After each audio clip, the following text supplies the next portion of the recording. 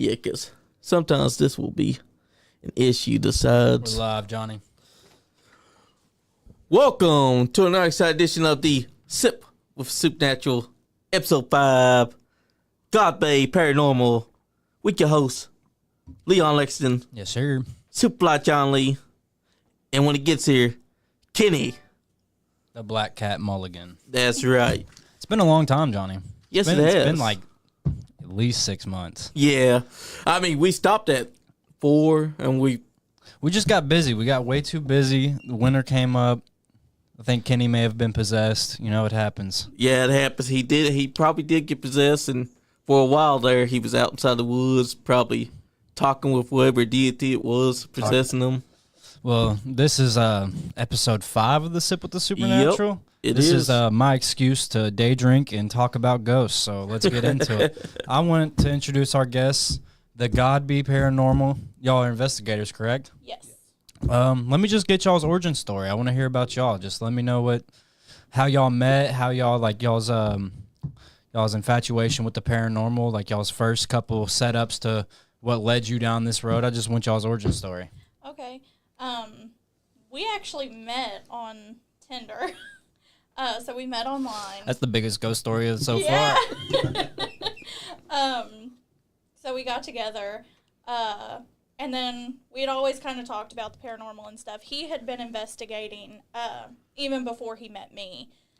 And then we actually had a team come to our house. We were having activity at our house. And they came, and we ended up becoming really good friends with them. We ended up joining their team.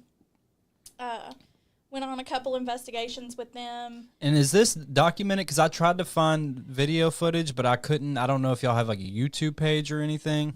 We don't. I was telling him before we got started, we were on their YouTube. They're the Elizabethtown Paranormal Society.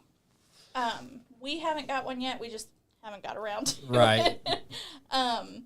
But yeah, so we were with them for a while, and then last year we finally kind of stepped out on our own and started doing our own thing. So y'all just like y'all will get like messages from people and y'all come investigate. Yeah. So what was like kind of what brought y'all into this? Like what was it like? Was it as a kid or have y'all always been infatuated with it? Like what brought you into y'all wanting to discover the paranormal? So I've always had experiences like since I was little. As I got older, I just got more into it. I know he also had a lot of experiences growing up, the house he grew up in. And then it just really kind of took off from there. Yeah.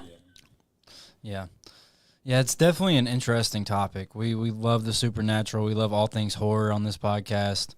Yes, we do. So what's the scariest, most craziest thing y'all have had happen so far? Any possessions? No possessions. Usually our guests that we've had before, usually like one or two of them they've been possessed at some point. Has that ever happened to either one of y'all? No, we haven't experienced that. Craziest thing for me, we went to Brushy Mountain State Pen down in Petros, Tennessee. We were doing an Estes method. And what is good that? method? So that's where you wear a blindfold. Oh, yeah, and I know. You've got the noise-canceling headphones, and you have the spirit box. Mm-hmm. But we went with the Elizabethtown Paranormal Society, and our one teammate was doing the Estes method, and it was like, kill Kristen. Oh, that's crazy. I ended up in tears, and I was like, I'm done. I'm done tonight. I tapped out, and I went and sat outside. That does tend to happen. Yeah. Yeah, it'd freak me out. So do y'all ever, I know that you get messages from people to come investigate. Do y'all ever just venture off and be like, hey, let's just go pick out this random abandoned building and just go out there? I do. You do? Yeah, she's generally the one that finds the locations and stuff like that. Mm-hmm. I'm just the guy that kind of packs everything along and shows up and right. So what equipment do y'all work with? A little bit of everything. A little bit of everything. Yeah. Woo. Best kind of investigation. Yeah, me and my girl, all we have is a spirit box. I think she's trying to get more equipment at some point. We don't do investigations. We usually just like a couple months back, we went out to, is it Ashland? Is that Henry Clay's estate? Is that what it's called? I think it's just called the Henry Clay Estate. Yeah. But out there by Henry Clay High School, the Henry Clay Estate, we went out there a couple months ago and went out to Seeing Eye Bridge down in Paris. Mm-hmm. And we got a couple of things, but nothing really too particular. Yeah. But it's definitely fun to just even try. The most times that I have anything happen is in my own house. Like I'll hear, we'll use the spirit box and it'll just say my name over and over. And that house has been in my family since like the 50s. Mm-hmm. So, but all we ever get is just Leon, just over and over again. It's the creepiest shit. And like nothing ever happens in that house. I've had a few things happen where I couldn't really pinpoint if it was like somebody else in the house did something or if it was whatever. But I've never really had anything paranormal at that house. So it's weird that like as soon as we turn on that box, it just all the activity starts flushing through. Yeah. It knows that you're there, Leon. It does know that I'm there. Damn. But also, that's just something that happens whenever you got equipment. You can either capture a ghost or you're going to capture a voice. Mm-hmm. It don't matter where you are. If there is something there, you are definitely going to be picking it up. Yeah. And one piece of advice that I've definitely gotten a lot since we ventured out on our own is you are your own best piece of equipment. Using your own senses and really paying attention to what's going on. Because that's the thing, sometimes when you're using this equipment, you get distracted from what's really going on because it's that instant gratification of seeing, oh, hey, this is lighting up or you're getting a response. So and then you miss what's actually there because you're focused on the equipment. Exactly. That's why I tend to notice with most other investigators that they focus on equipment instead of actually trying to figure out why the thing gets lit up, why they're getting this activity. If you can just stop, paying attention to that, you can probably notice that there's an apparition that you may be missing, or an orb that just passed by your face. And I definitely think that these spirits, these conjurings, whatever they are, they're definitely self-aware. Like I feel like they know, like when an energy is picked up that's like a frequency or something, some sort of equipment. Like it's always like on these TV shows, they'll be like, oh, 5 minutes ago we just heard this loud bang and now we're in this room, nothing's happening. So I definitely feel like more things tend to happen when you're not looking for it. I don't know what the case is with that, but it always seems like that. It's always whenever you're not looking for something that something happens. That's right. Because they know that you're paying attention. They know that you can see them. They know that you're listening for them. They're not going to give you activity just because you look for them. They're going to make sure that they're going to spook the hell out of you because sometimes it feels like that's what they like to do is be mischievous. They like to play pranks on you, maybe move a chair a little bit, maybe move a door, something to catch your attention, but not enough to make you go where they are because they're not going to stay in that place. Now we've asked our other guests this, but what's y'all's theories on what the paranormal is? Like, do you think it's like a fracture in time? Do you think it's a stamp on a ground? Like, what do you think? Do you think it's just lost souls? Like, is it more? Do y'all think it's more of like Matrix, like time and space kind of cohering on itself, or I don't even think that's a word, but we're gonna go with it. Or do y'all think it's more just like a spiritual thing? So for me, I have so many different theories, and I have realized, like, since we've started doing this, I have more questions than I have answers. Like, right. I have more questions now than even when we started. But I go back and forth a lot with, is it just like a time slip? Yeah. You know? And I think it could be a bunch of these different things. Yeah. Like, I don't think it has to be one set in stone kind of deal, if that makes any sense. Yeah. So for me, I tend to view it more as a religious aspect. Yeah. Because they say at the end of days, all people on the planet shall be brought back to life and judged and decided where to go at that point. I feel that most of the spirits that we see wandering around and all that are mainly just the spirits waiting for Judgment Day. Yeah. Like if you've been saved or damned and you have somewhere to go already, they're not going to make you sit around and wait for that kind of stuff. I've never thought about it from that point of view. But that's the way I've always viewed it. Now, are you a religious person? I am. I do tend to lean more religiously than not.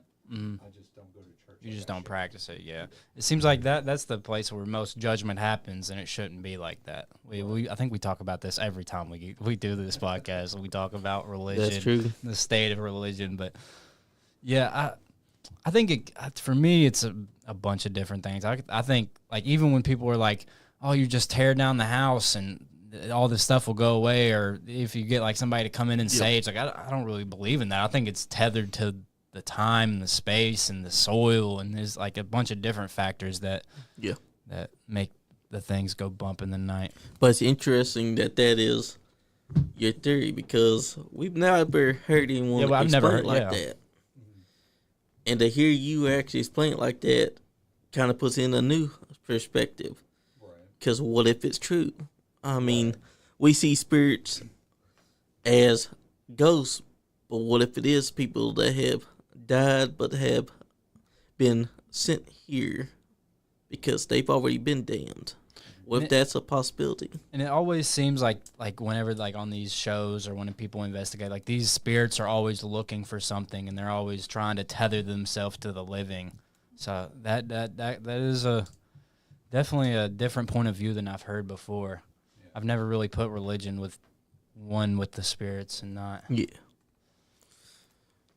So, now that we know your origins and we know that, tell us what it was like getting married at Waverly Hills Sanatorium. Yeah, and how did y'all go about this? So y'all said, or before we started, y'all said that y'all are the only wedding to ever take place there. So basically what had happened was we had already been married 5 years prior. Right. But it was just a simple little courthouse thing and all that. But we had always wanted to actually do a wedding. And so what year was that? 2024. It was literally the brand new year. It was like January 1st. And we were trying to figure out when we wanted to renew our vows and stuff like that. And so it just kind of, I just kind of threw out the idea. I was like, why not Waverly Hills? And she was like, oh, I don't know if they even let us. I was like, it didn't hurt to ask. And so then she reached out to Tina, and what was it? Is that somebody that y'all know that works there? Tina Mattingly is the owner. Oh, that's the owner. Oh, my God. Oh, nice. How did y'all have that relationship? So, it had started, like, I just sent a Facebook message, and she's the one that reached out and then called me. Because they were like, usually we don't do that. Has anybody ever asked? Did they say? Oh, yeah. Apparently people ask, because now on their Facebook, like, and they had it before, but it's like no weddings, receptions, like, because they're still actively renovating this building. Yep. Right. But yeah, she reached out and we talked about it, and she was like, yeah. She was like, I'll let you guys do it from this time on this day, and so. Now, was it inside the buildings or was it just on the ground? No, it was inside the building. Now, did anything happen the day of? No, nothing happened the day of. I was really hoping it would. Yeah. A light fixture fall down or something. Fall on the best man. Yeah. Well, and like we had gone up there a couple of times before to make our payments on it and stuff, and like. Tina, what was the price on it? $1,500. But that's not bad at all. No, and we got it from what was it, 12 to 3? Yeah. We had an hour of setup time and then 2 hours to kind of do whatever we wanted to do. But that's some of the photos are in that. It's a whole album on my phone if you want to take a look at them. Black Cat Kenny is in the house. We got our man Kenny here. They got married at Waverly Hills. Nice. Here's some of the photos. That's amazing, though, because y'all got to be married there. The only wedding to ever take place at Waverly Hills. So far, is it the only wedding? Mm-hmm. Damn, y'all got lucky. Yeah, because we talked to Tina, and she was like, you know, people ask and stuff, and because we've investigated there plenty of times. And she was like, you know, this building calls to who she wants. She was like, there's something different about you. And she was nice enough to let us have it there, and it was great. They helped us set up. They let us use the chairs and stuff. She had a little boombox for us so I could play the music. I actually got ready in one of the patient rooms. I bet that would have been spooky. It was one of the terminal patient rooms, and we got married in it used to be like a activities room when it was an active hospital. So Nice. So you said that, how many times have y'all investigated there? countless times. Like, how many times did you say? Probably well over 10 times. Yeah, we're probably closing in somewhere to around 25. I've never been. We drove to the gate one night because when I was in high school, my friends would always be like, "Oh yeah, we're skipping school. We're gonna drive down to Waverly," and like, so I always thought that it was gonna be on like some old country road, and you could just like kind of like drive up to it. But then we hit the gate, and my girlfriend tried to call the number that's on the gate, and she hung up real fast because she got spooked, and they texted her and was like, "We're watching you. Leave." Yeah. And we got spooked and left. But for some reason, I always thought that it was like you kind of just drove up to the premises and you could just like wander around. But I guess it's not like that. So, yeah, they have to put up a lot of fences, and they have 24/7 security because people still try to break in. Like, Yeah. even now, and they do tours. They do all this stuff. But apparently it's like an ongoing joke for people in Louisville. They were like, well, I got a free tour of Waverly Hills. Right. And people try to sneak in still. So, Yeah, you've been once before, haven't you, Kenny? Yeah. Yeah.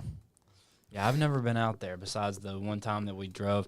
Somebody commented. I think, Yeah, someone did. I was about to bring that up. Dave Linville said, sometimes I'll be working on a motor like a lawnmower trying to figure out what's wrong, and all of a sudden it just comes to me out of nowhere. What the problem was. I know it was my father showing me or guiding me to figure out what to do. yeah, I'd hate that. My father coming telling me to hold the flashlight from beyond the grave. Yeah. I mean, he would try to teach you how to do it again. Would be arguing with myself, just screaming at the air, trying Everyone to fix else- a tire. And everyone else would be watching you while you're arguing with yourself, and you're just like, shut the hell up, I'm trying to talk to my dad. It really felt like I was But- in the middle of nowhere out there. Where? Going up to Waverly, it feels like you're in the middle of absolutely nowhere. There was no cell service for like at least 2 hours just going through the counties to get there. And then one of the counties we stopped in, I have no idea where we were. Google Maps wouldn't even attempt to come up and show me where we were. But we rolled into the middle of town, and they were having like a festival, music and food and stands. Still to this day, I have no idea where that place was. See, when I went, I was kind of like, I wasn't disappointed, but I was kind of like, this is like right beside apartment buildings. I would hate to Yeah. have lived in those apartment buildings Yeah. that are right there beside Waverly. yeah. Well, I mean, Waverly back in its heyday was its own self-sufficient little place. Really? They had their own, what was it, mail service. They had their own mail service. They did their own food there. They had their own zip code. If you went to Waverly, you lived at Waverly. So it was kind of like a town. See, I never knew that. I just thought that it was just like a hospital, like a. Same. What, was it for? It was for tuberculosis, correct? Am I tripping? It Yep, was tuberculosis. Before that, there were some other things that was used before it was a hospital. I think they said it was used for. It was like it was originally like an apartment complex for people to live in, and then it was transformed into the tuberculosis Yeah. hospital. I don't remember all of the backstory, so I might be wrong on that part. Well, the building that's up there is not the original building. Right. It had, I think that's what, building 3? That was building 2, I believe. Second building? But it was built bigger to accommodate the influx of the White Plague and all that, to try and get as many people. And even then, it still became overcrowded. Yeah, it's probably a nicer place to live than Louisville itself, but let's not get into that. Not wrong. I mean, there was many deaths there, too. Yes. Oh, yeah, was it 1 an hour at its peak? Yeah. 1 an hour. God. I hate to even look at pictures of it. That's just me. I get the creepy crawlies.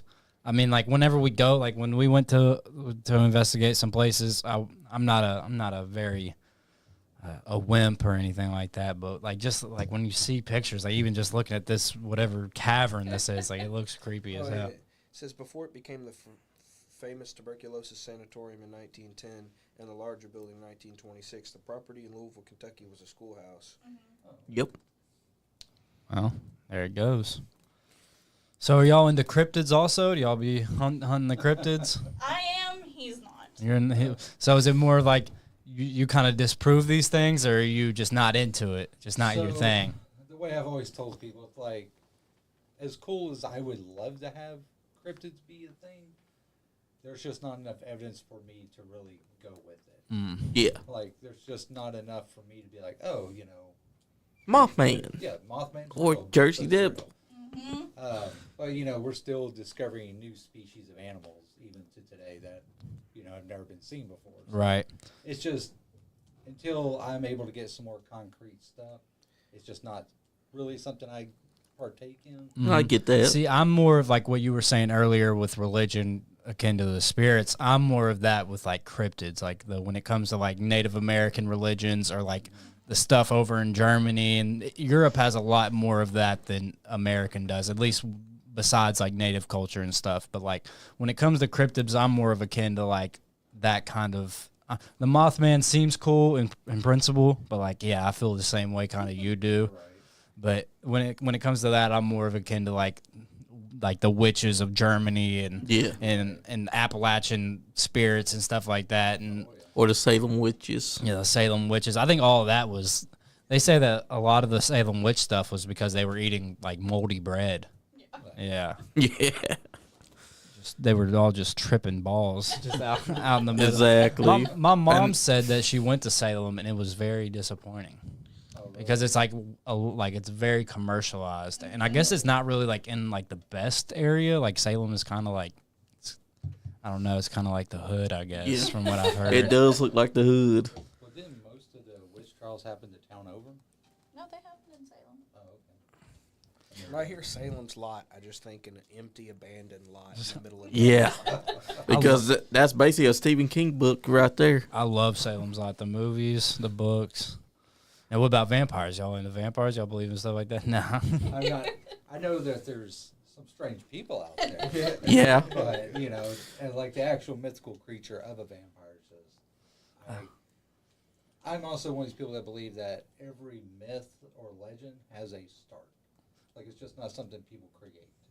Because like, Yeah. if you go to like Romania or Transylvania, or any Slavic town over there, you look at their old graves. There's like bricks in their mouths and Yeah. iron grates over the graves and stuff like that, mainly to ward away grave robbers and stuff. But the bricks and stuff because they thought they'd just come back. Yeah. And I think the last recorded incident was in London. Yeah. There was a big vampire trial in the 80s. The Highgate Cemetery. Yeah, that's it. The Highgate Vampire. And they were like a pastor and somebody else was trying to get into the cemetery to disprove that there was a vampire in the cemetery. So you seem to be a lot like skeptical on a lot of different things. What makes ghosts and stuff like that your kind of forte? Like, why is that the one where you're like, okay, like out of everything that I can feel like I can discredit or disprove, why are these things the ones where you're like, okay, I believe in this and I investigate this? So part of it comes down to the fact of just my religious background, in a sense. Like a lot of it, I like to try and, I believe that there is an afterlife. I believe it. I, try my best to make sure I'm going to go there. But at the same time, I've had my own fair experiences growing up and stuff like that. And I had one back when I first got home from Africa.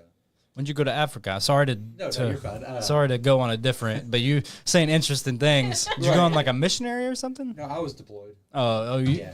Thank you for your Yeah, service. it's all good, man. I was deployed to Djibouti, Africa, and I came back in the summer of 2012. No, 2013. Sorry, I got deployed in 2012, came back in 2013. But when I came back, I was staying at my parents' house. I didn't have anywhere to go just yet. Right. I was staying down in the living room on an air mattress at the time. Yeah. And they told me to just kind of keep the wood stove going throughout the night because it was still chilly at night. Now, where is this house at?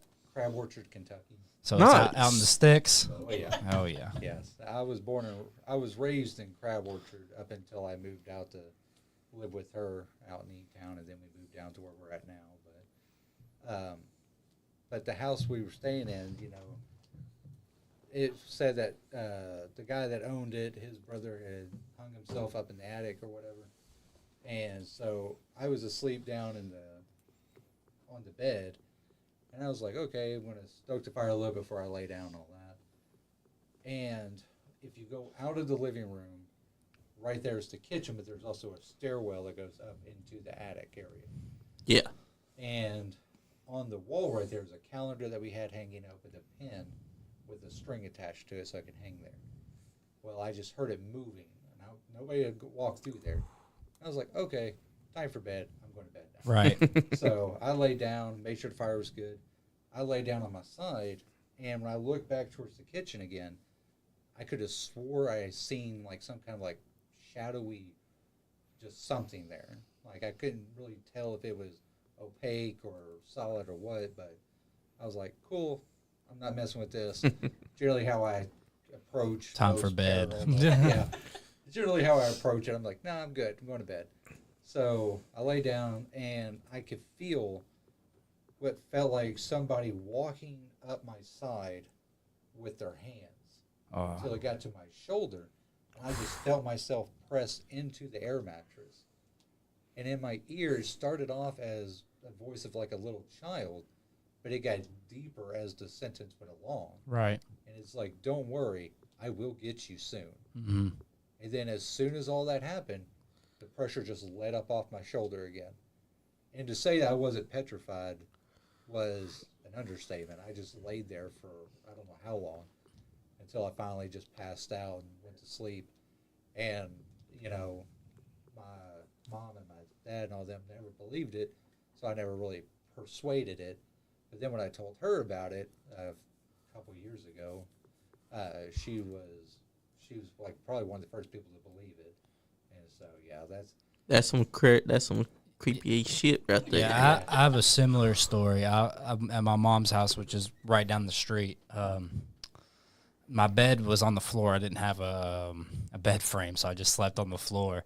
And my dad, the laundry room was down in the basement, and that's where my room was. So at night, sometimes he'd come and do the laundry, and I just hear the door like creak kind of open, and then like the steps are real like if you walk on them, you'll know this. You could try your hardest not to be the quietest you could ever be, and you're still going to be heard. So I heard the door kind of creak. I heard walking down the thing, and I'm just laying there trying to go to sleep, and I just feel somebody just come like walk over onto the bed and just stand above me. And I'm just, like you said, you were laying on your side. I'm just laying on my side, and I'm like, yeah, nobody's doing the laundry. If I look up, there's going to be something there. So I was just like, nothing's happening, and ended up going to sleep. So, but yeah. So you were like, I'm not going to be watching this son of a bitch. Yeah. I'm going to sleep. I don't think that house is haunted per se, but I mean, it kind of is. It has a lot of activity. That's probably the most activity I've ever had was at my mom and dad's house. Right. But so that was the first time that anything had ever happened to you per se, or did you have stuff beforehand? So I've had other stuff happen in the same town, Crab Orchard. We lived in an old house on Main Street that used to be an old dentist/doctor's office. Yeah. Oh, yeah, that would give me the heebie-jeebies. Yeah. Yeah, because you'll be hearing some mysterious drill sounds that shouldn't be there. Well, like it became renovated in like the 50s for like livability and stuff like that. But the first time I ever had a paranormal encounter was at that house. And I was on my way to the bathroom, and it's not quite a shotgun house, but the way the house was laid out was you walk through the front door, our bedroom is right there next to the front door, then you had the living room, and then the living room went into the dining room went into the kitchen, and if you turned, the kitchen led into the bathroom. And the den. So I went through there, and we had just been putting up Christmas stuff. Okay, so we had some stuff still out from that. But, I mean, there was enough light for the most part to kind of see where I was in the room, but not what was in my way. So I walked through there just fine. Nothing happened. Went to the bathroom, used it. And on my way back out, I got into the dining room and I tripped over a step stool. It's like the big, taller ones with like the 2 steps and all that. And my parents' room is right there off of the dining room. And my mom hollered out there because I kicked a metal step stool and it was pretty, damn loud. What's all that racket? Yeah, she's like, "Are you okay?" I'm like, "Yeah, I'm fine." I was like, "You left the step stool out." And she's like, "I didn't leave no step stool out." And I was like, "It's right here. I just tripped on it." She goes, "Wasn't me." I was like, "Okay." Closed it up, sat off by the table, and went back to bed. What's up, J Mac? But yeah, it was just that was probably the first time I've ever had something like that happen. But the air mattress event was the one that really made me want to start pursuing it to see if I could find an answer to what happened. Yeah. I can't say I've ever had anything like that happen again. Just mainly because now that I'm with my wife here, she's generally the lighthouse for all that. So. And it's more like what we was talking about earlier. Like when you're not looking for stuff, it seems like that's when stuff happens. When you are more akin to what's going on around you, it's like it kind of I don't know if it dwindles. You see it more in different ways. Like, you know what I mean? Like you'll see it more in like, oh, I put my keys right here. Why are they right here? And less of like the really spooky, traumatic shit that happens. As I said, they're being menacing. Pulled that step stool out on purpose to mess with you. Oh yeah. Yeah. Still to this day, I have no idea what happened with that. But Somebody just playing a prank on you. yeah, probably. Yeah, because that's what it seems like. It seems like anytime that something happens and you can't explain, it's because they're playing pranks on you. Yeah. You might have your keys get moved somewhere and you pretty sure where you left them, but now they're somewhere where you did not leave them. Right. So you're thinking, oh, could have been my wife, could have been my brother, could have been my sister. Now, but it wasn't. While you were on deployment over in Africa, did you ever have anything like that happen, or any maybe like tall tale, cryptid tales of like locals saying anything like to akin to that? Not really. It was mainly a quite lived-in base. Like there was always something going on. Mm-hmm. So generally, if you did hear anything, it was something going on. Yeah. It was just somebody either moving something. Because I stayed in a CLU, container living unit. Is what it stands for. But I stayed in a CLU with 2 other guys. And for reference, that's like from here to that outdoor right there. Right. We had 3 people all staying in this little area. But most of the time, if you heard, felt, anything, it's generally because there was stuff going on. Exactly. Like we did have a local bazaar from the area, the town outside. They came on post and like they were selling all sorts of like mystical stuff and all that.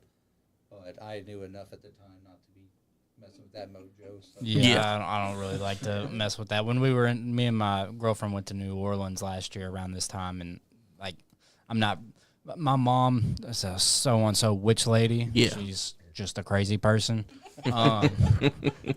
She does have powers, but not like she thinks she does. And if she does, then she probably done put a hex on me or something for saying True. that. But yeah, I know better than to bring shit home, buy shit from somebody. Like I don't mess with that. I want to keep myself kind of tamed off from the whole like, buy this rock that. They were having a hard time hearing him a little bit. Because that Kenneth, would you like a drink? Sure. All right. Is that better? It should be up to whenever you talk, just make sure to have this one up so that you speak to that right there. Like that, a little bit. Yeah. Better? Okay. But our guy J Mac here, he said, tell them to go to Harrisburg and investigate the lady who danced herself to death.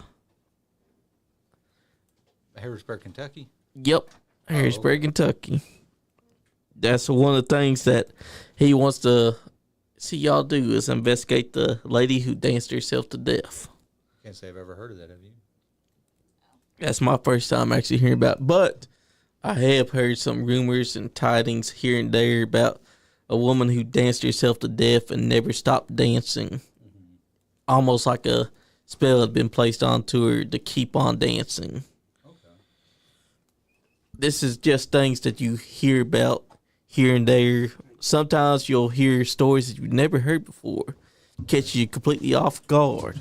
And if you go to investigate them, you find out there could be some truth to them, Right. just not inside the way that other people might know. Now, what about UFOs? Y'all into UFOs? She is. Yeah. I'll let her take it over from here. I'm into all that stuff. Have you ever seen a UFO, or what you thought was a UFO? So, I think I have. I was little, well, younger. I was probably like 9 or 10. And this still, I can remember everything. We were outside. It was dark. We were going to be playing flashlight tag.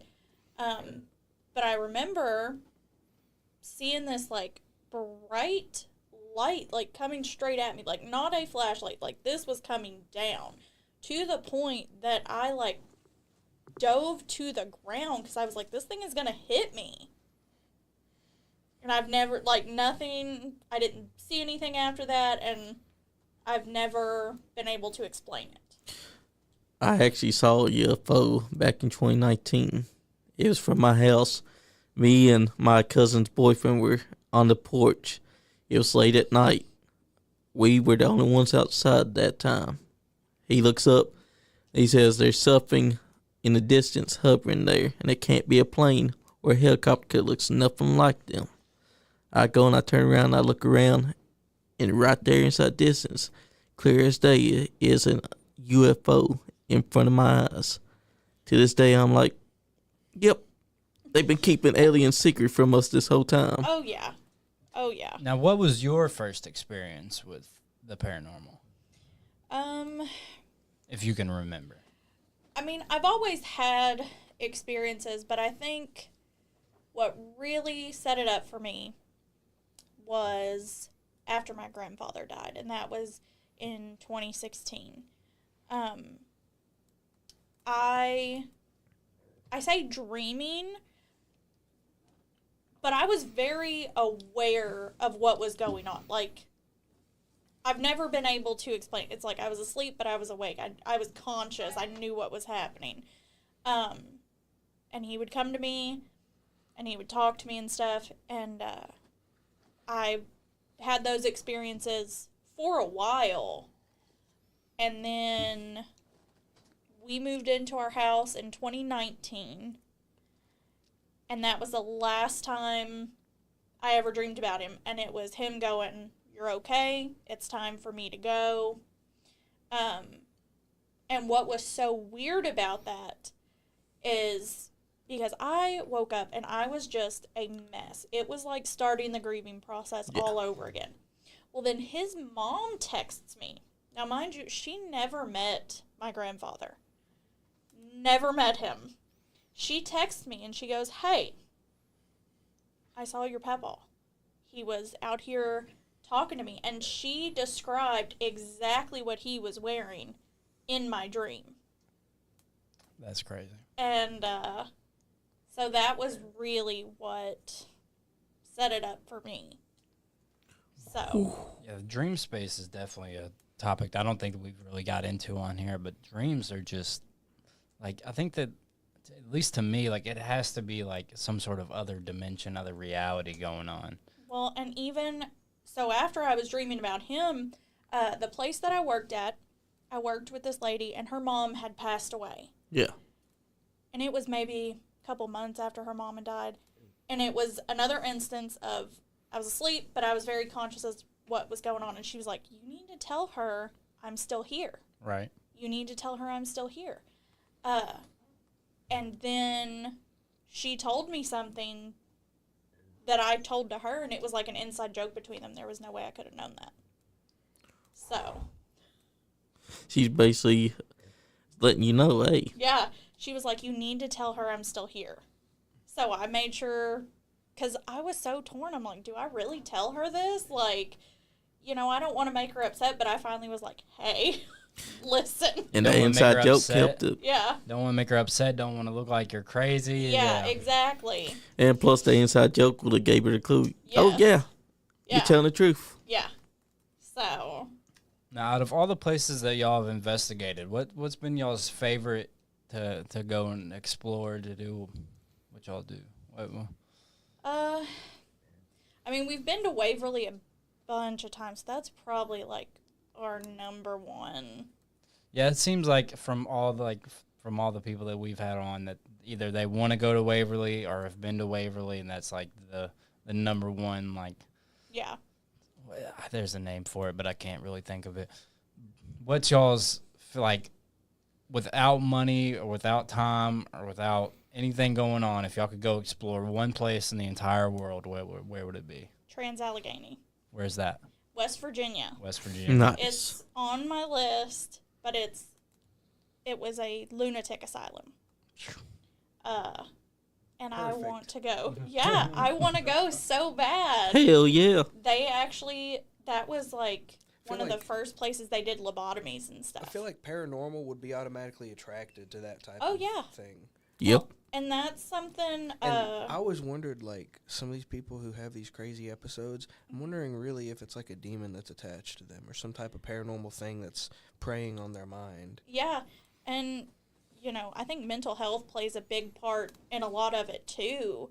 'Cause, you know, there are people who do experience things that they're not believed. They're, oh, you're just crazy. Oh, it's just this.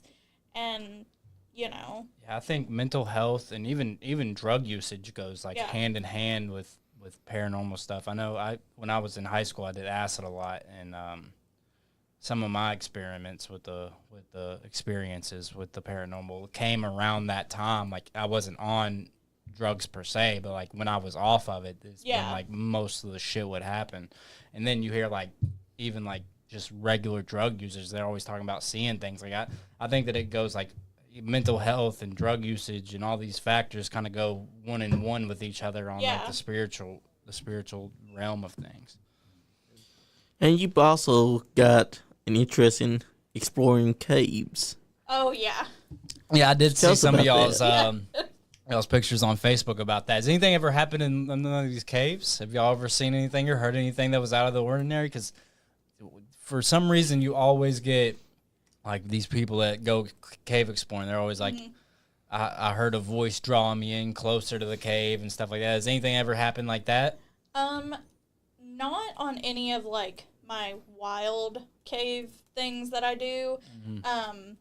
But there was an instance where I was at Mammoth Cave.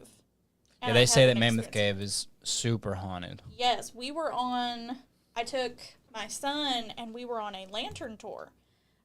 So they don't turn on any of the bigger lights in there. It is literally Yeah. just a little lantern. Now, did y'all go on the boat or was y'all on foot? No, on foot. Okay. But we're sitting there and we're talking, and all of a sudden, all these big lights come on. And the tour guide turns around and he was like, That don't happen. thanks. Yeah, he was like, thanks for doing that. And then, like, he had to go turn them off, but no one else was there because where it was at, we could see where the little box was for the light switch. Yeah. No one was over there. Yeah.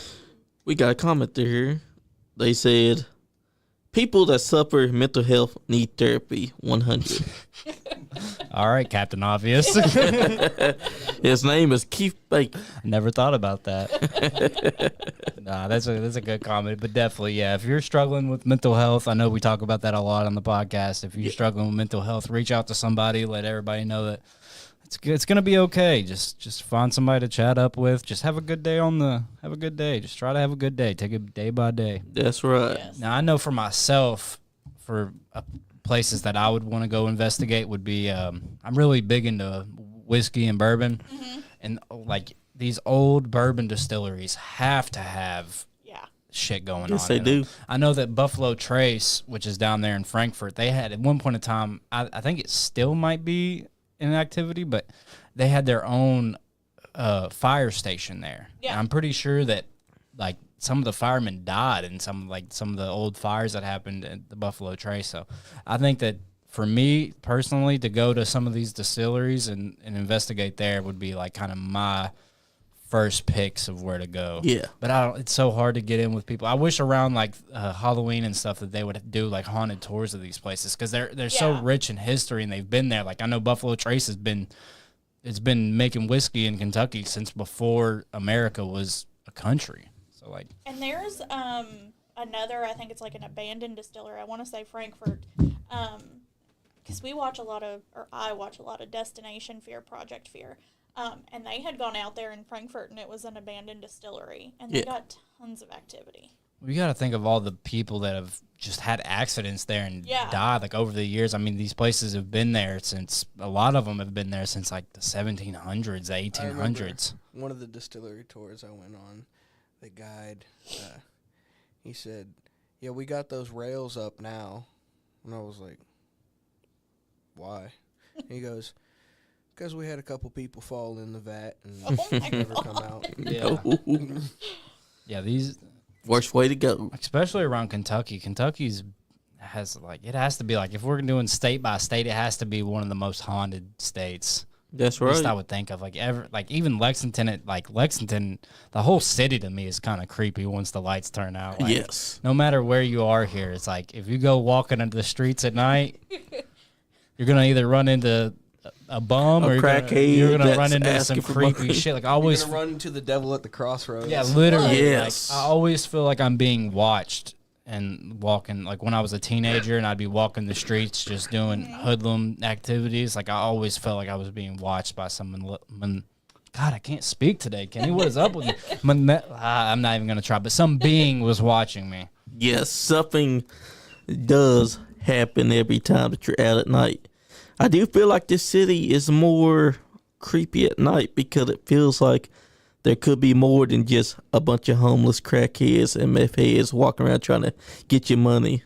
There could be beings that you can't see watching you, Yeah, it's- stalking you. Yeah, it's definitely like an older town. Like even with like all the stuff that they've done to it, like it still just has like that old creepy town vibe to it. Even though it's kind of like we're evolving into a big city, but like not at a fast enough rate. You know what I mean? So it still kind of feels like historic and creepy. And Yeah. just, it got that vibe to it. I don't know how to really explain it.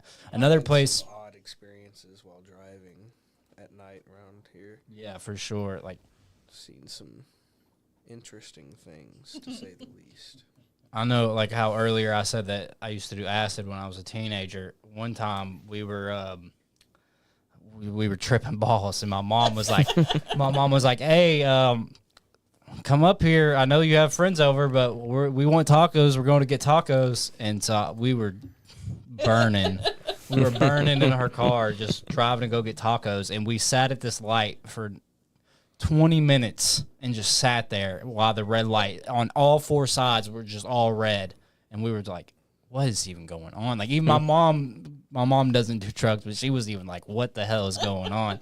So I think these things do have factors when it comes to stuff like that. Like Yeah. it's not just like one person's mind kind of equates to what's going on. And you know, you were asking earlier about your first paranormal experience. And the first thing that I can remember was when I was about 5 or 6 years old. And I was sat in a second story room in a house. I don't remember where it was or who it was. But my mom left the room for a little bit. And I could see her in the backyard through the window. So I felt safe just being able to see her. And I was sitting on this couch. And I looked to my left because I noticed movement Yeah. in my peripheral. And I look at this pillow, and the pillow crawls towards me, like scoots over. And as a kid, I went ballistic. I was like, help! Help! No! The pillow's attacking me! I mean, seeing something crawl to you would spook the shit out of you. The last paranormal stuff that I had happen to me was probably about like in the summertime. We were helping my girlfriend's grandma. Her husband passed, and she was moving out of this house in Michigan. And they've always said that the house was haunted and this, that, and the other. And so we were like, fuck it, let's bring the spirit box with us. Yeah. And we opened that spirit box, and the first thing that comes out of it is children laughing. Oh no. And then all throughout the night, we would sit in the living room and watch TV and stuff. We would just hear, like, we'd moved everything out of this house. There was Yeah. nothing but, like, very little stuff that, like, her grandma would have to go through. Like, we'd move the beds, the furniture. Like, there was nothing up there besides, like, clothes, pictures, just Yeah. other stuff like that. And we just hear all throughout the night. And it was the creepiest shit. And then 6 months beforehand, when they were doing the funeral for their grandpa, my daughter was upstairs, and I guess she was just by herself. I don't know. Yeah. She's very timid and doesn't like to be alone. Like she has to be like right on top of me. I wasn't there, but like usually she wants to be around whoever Yeah. she's with. Yeah. And I guess she was upstairs, and they went up there, and she was talking to somebody, and they were like, "Who are you talking to?" She's like, "The angels. I'm talking to the angels." And I'm a religious person in my own being, but like I don't really talk about that or push that onto any other person or my kids or anything. I want my kids and whoever else I'm around to kind of make up their own things. So I never really talked about religion with my kids, but the fact that she was like, "It's the angels," like nobody's ever really told her what angels are. Yeah. And my son is the weirdest with that. He'll straight come up to me and just be like, "Yeah, Jesus is watching over us." I'm like, dude, like, where did you even learn who Jesus was? Like, he's watching us, man. Like, you gotta. See, kids could see things that we can't see. Kids are a trip. They definitely have some innate ability that I think you lose over a time period. I know you said that you have a child, right? Yeah, we have two. We have our son is 15 and our daughter just turned 9. Now, have they ever experienced anything? So my son He's laughing over here. He knows something. Yeah, he knows something that we don't. My son hasn't. My daughter, on the other hand, she has stuff happen all the time. She always comes out of her room and she's like, "Why are you saying my name?" And I'm like, "What are you talking about? Like, I didn't say anything." Right. And then one day she popped off with, "Well, you know, I'm just kind of scared because there's that guy that crawls across the ceiling." Oh my God. Well, Ooh, that just gave me the what- fucking chills, What bro. made it creepier? Buddy, you gotta go. You gotta go to your grandma's house for the night. What made it creepier? So, and we have an episode. It's on YouTube. They did our house. It's the Elizabethtown Paranormal Society. It's under the Incognito family because at the time we didn't want our name out there. Right. Yeah. Well, they caught something going across the ceiling. Now, my daughter's never seen that. Like, we didn't tell her that. Right. So for her to Y'all still say live in that house? Yeah. Yeah. Oh, fuck shit. that. They also, Costs money to move. yeah. Yeah, for sure. Get some sage, man. We're in the attempts of trying to look at houses. That's Get some sage and open those windows. Well, and like, so they popped open our attic, and they had an SLS, and there were 2 figures up there, and then they caught an EVP that says they can't see us. Oh, That shit. creeped me out. Now, are y'all very superstitious people? I am. You are. What about you? So I am because my family grew up out there in the Appalachian Mountains. Yeah, it definitely. It's Yeah. kind of filtered down through our family, but I still scratch my hand if it's itchy on wood. Man, there's some weird stuff that happens out in the mountains. Yeah. Well, like back when my, I think A it lot was, of your family is out from like hazard and stuff. yeah. Well, like my grandma, before she had passed away, anytime that there was a death in the family, she'd come back to her house and put stuff over the mirrors. Yeah. Anything reflective got covered. Mm-hmm. Just because it was always one of the things you don't want to trap it in the mirror and then Yeah. you have to deal with it the rest of your life type of deal. So it was always, every time there was a funeral or anything, stuff got covered over the mirrors and all that kind of jazz and all that stuff. But superstitions just always ran through my family. Mm-hmm. And I still have my own superstitions about stuff. Yeah, I'm the same way. Like the older of my family, they've all kind of passed now, sadly. But like, I don't walk through a door backwards. I don't. My daughter the other day she knocked on the door. She didn't knock on the door. She knocked on the walls, and I was like, "Hey, cut that out. Don't be knocking on nothing after 6 p.m. You don't open a window on Sunday. Shit like that. Like, I could see the taps inspiration here too. Yes, that was our first team. That was what really got us going with all this. We do a lot of collabs with them, especially Victor and Megan. They're the 2 founders, and they're our best friends. So we do a lot with them. Nice. So Our guy, Bradley E., a.k.a. J-Mac, said, "And wherever you go, there you are." very cryptic. yeah, But you know, your daughter's seeing something crawl along the ceiling. can be pretty fucking creepy. Yeah, that would. Yeah, we're burning the house down off that. And like just a couple weeks ago. How old are they again? You said the one was 15. How old And is your she's daughter? She's 9. Okay, yeah. So, but she still gets in shit all the time. So I was trying to lay down in her room a couple weeks ago, and I was like trying to go to sleep, and she was like, well, if you feel like something's watching you, she was like, just turn the other way and you'll feel better. Like, Oh, what do no. you mean? Yeah, that's great advice.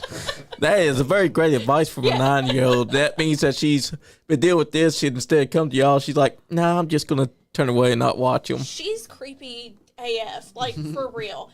Because our kids' school, the playground is right next to a cemetery. Yeah. So I've got a picture of her like meditating in front of tombstones that her teacher sent me one day. And then she came home from school and was like, hey, did you know that I know how to make a portal for spirits? Oh, It's no. like, where did you learn that? It's like, little lady, you're going to have to start paying rent. She was like, well, my friend at school taught me. Why are you talking about how to make portals to the spirit world at school? So did the friend also teach you how to meditate? Yeah. Yes. But yeah, so then she told us how to make a portal. She was like, you just put 2 mirrors in front of each other and put a candle in the middle in the dark. I was like, Don't do that. I was Don't. like, Yeah. do not Yeah, do don't that. do that. Listen, I didn't. I was as skeptical as anybody else, and I was like, "F that Bloody Mary." Shit. Yeah. Yeah. And then Like, I went do not and I do went that. and I went and tested an actual ritual. Don't Don't do that. You will summon a demon, and it will crawl through the window, and it'll say Yeah. hi, or Yeah. it'll crawl through the mirror, and it'll be like, "Hi, how are you?" Yeah. But not that nice at all. It'll- It will stay with you too, Exactly. attached. Kenny, you seem like if a demon came to you, you'd be like, hey, I got some slugs in the closet. If you try to, I got some holy water and slugs in the closet. I think you want to go back through that mirror. Yeah, go Yeah. go on back through the mirror. I did tell one of the shadow people, it's like, man, I'm going to make a PB&J. If you're still here when I get back, I will murder you. That was probably my first things with the paranormal was the shadow people.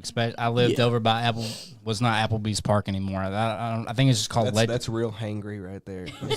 Oh. I was like, I'll murder you for a PB&J. But Give a fuck about your shadow. I lived by the minor league ballpark over close to Castlewood, and I would see shadow people all the fucking time. Oh, shit. Like like literally my first day before first grade, I remember like I was in my room watching Ben 10, and my mom was like, "Hey, you gotta go to bed." And so we turned it off, and I just remember looking up and seeing a shadow person beside my toy box, and I was like, I don't know what to do here. I'm supposed to be going to bed. Like, I need you to go. Like, I didn't say anything, but telepathically, I was like, hey. Yeah, you need to get out of here. 'Cause I'm trying to go to bed. And then one time, for some reason, I feel like it was close to Christmas. I don't know why I think this, but I remember I seen one in my room, and I was like, I can't deal with this tonight. I'm going to my mom and dad's room. So I went in there, and I was like, Mom, and she just woke up. She's she's very superstitious. She's very into the spirit realm. Like I said, she's a quote unquote witch lady. Like, she's seen shit her whole fucking life. She'll probably tell you not to put a fucking candle in front of a mirror. And Yeah. Yeah. No, She's smart. she'd be the one to do it. Like, Oh, no, the opposite. I swear she's that kind of person. Like, she's the whole opposite of it. One time I remember she was, to deviate off of the story that I'm telling, but she said that on this same house that we lived in, that one night she woke up and she was looking over and there was 2 boys playing in the closet. And they were talking to each other. And I remember this happening. Like, I remember her, like, telling the story. Like, I was very young, but I remember her going along with it, telling the story. Yeah. And I remember she telling me about these 2 boys that were talking on the closet. And then the next day on the news, there was 2 boys that were killed in the car crashes. And she said that was the 2 boys that were talking to her. But going back to my original story. So I seen the shadow people in my room, and my room was like from that door to where you're sitting right now. Like, it's that close to where my mom and dad's room was to mine. And so I walk in there and I'm like, Mom. And she wakes up and she's I've never seen her scream like that since then. And I ran over, and I'm scared to death. So I just run over to my dad, and I start beating the shit out of him. Start scratching him, start just hitting him in the face. And my mom does the same thing. And mind you, Andy is a very skeptical person. He's very skeptical. He says all the time he was too poor to believe in ghosts. We've had this discussion. Even after seeing what appeared to be ghosts at one time. He's seen spirits and stuff, but he's always He's told like, man, I ain't got no change for you, dog. You gotta go. he was always told me he was too poor to see ghosts. So he was like, you can't worry about spirits attacking you if you don't know when your next meal's coming. So me and my mom beat the shit out of him. He woke up, scratches on his face, scratches on his body, his arms. And then when I talked to my mom about it, I'm like, why did you freak out? I was like, it was just me. She was like, I seen that thing that you were referring to. Oh, shit. Yeah, so It followed you. yeah, my cousins live in that house now. We were with sadly my grandma passed last Friday. R.I.P. my Nana Bar. R.I.P. to her. Yeah, so but we were talking about paranormal stuff. I wish I would have asked them because they live in that house now. I wish I would have asked them if they ever see anything in that house because my whole childhood I very seldom see things now. I had stuff happen to me as a teenager, like I said, at the house that my mom and dad live in now. But like that house to me was definitely the most haunted place that I ever lived. But yeah, we beat the ever loving shit out of it. The skeptic got his ass beat because they saw the same thing. Bro, We got a comment just here. Get that out of my head now. I can see your dad just thinking that a shadow dude's like a homeless dude looking for change. He's like, I ain't got no money. He's for like, you, dude, you want to share this shredded wheat with me to go to bed? Like, he's like, you want to play jacks in the corner tonight? J Mac had this to say. I got He the said, Jenga tower set up if you want to play. J Mac said, the whole reason why I live in Kentucky is because I had a great grandmother that was ran out of Tennessee for being a witch. Now, of course, they called her a witch because they couldn't explain what she did, but she was a spiritual healer. She used the Bible. I definitely believe that. I think there's definitely akin to the traditional Christianity, and then there's like that Appalachian and even further south, like down in Louisiana and stuff, where like the voodoo stuff is a bunch of different traditions kind of meld. It's like Catholic, Christian, African cultures, Cuban cultures, all kind of put together. I definitely believe that a lot of these people that were called witches throughout the years were practicing some sort of Christianity that the church was just like, hey, that don't run here, brother.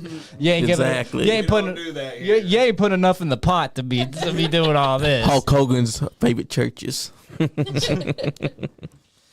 But that's what I feel like too, because there's different types of churches, different types of religion that we know. What did you grow up? You said that you grew up mainly Christian. What denomination was that? So I never really got into church until we lived in Indiana. Mm-hmm. Yeah. And it was mainly Wesleyan. Now, that's the scariest part you've said so far, living in Indiana. I agree. Yeah, as soon as you hit any sort of, as soon as you hit the state line between Indiana and any other state, it's like the roads literally just become gravel. Yeah. Yeah. Yeah, So, I'm a fan of Indiana. Keep on with saying what you were saying. I'm sorry. No, you're fine. We started going to church quite frequently up there, and Wesleyan Protestant was my denomination, and I still feel it is to this day. It's just where we live at now. There's no Wesleyan churches anywhere nearby. That's like what I was saying earlier. Is you kind of just practice what you believe in as yourself, which I think to me is more what I feel like religion should be. I don't think that religion should be as organized as it is. Like, we've talked about this a million times on this show. I mean, I have the 5 episodes. Somehow it always comes back to religion on the show. It's like the best churches that I've ever been to have either been way out in the sticks, hillbilly country bumpkin churches, or it's been the black churches in the inner city. And for me, any other church is like either like it feels like it's a scam to make money.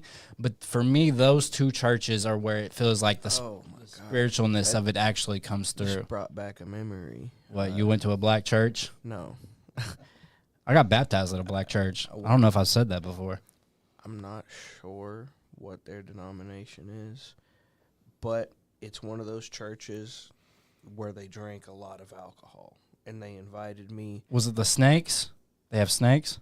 No. What? The Pentecostals?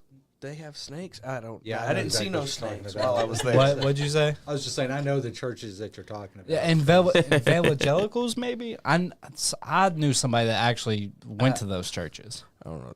But keep on saying what you were saying. I don't know. The dude that ran the church is He's just an alcoholic, is what you're saying. from Russia, like an actual Russian dude. He's a real cool dude, but Orthodox, probably. maybe right. So anyway, they invited me to this feast and alcohol, and I was like, all right, I'll come for the food and alcohol. And well, they sent me and Michael down to like the basement of the church to get something or do something, right? We was getting something out of the refrigerator.